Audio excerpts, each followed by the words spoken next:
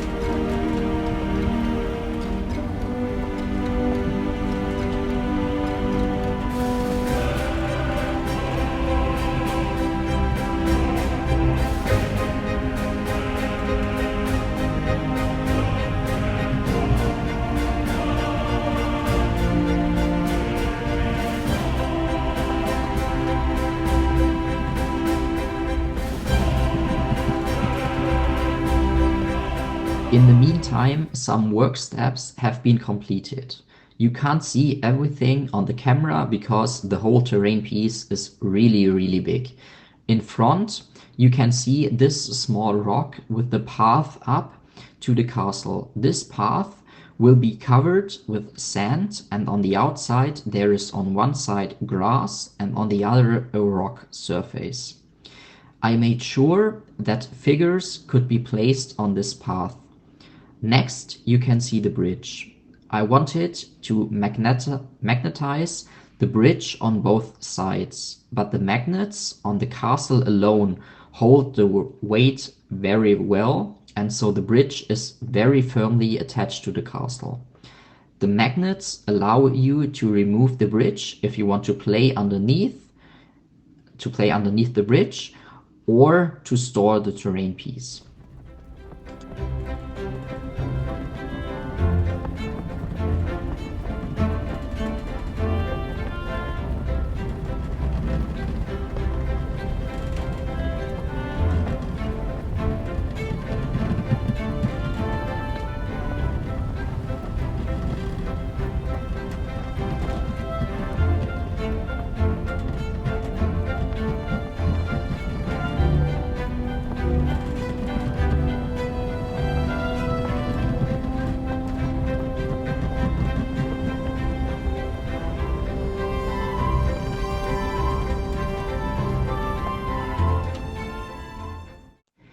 Here you can see the finished terrain piece. The castle is very large and huge. A river will be added under the bridge at some point.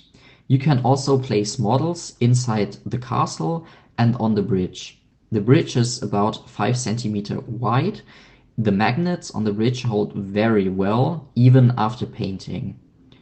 This is the finished terrain piece, and now I'll show you the finished terrain table.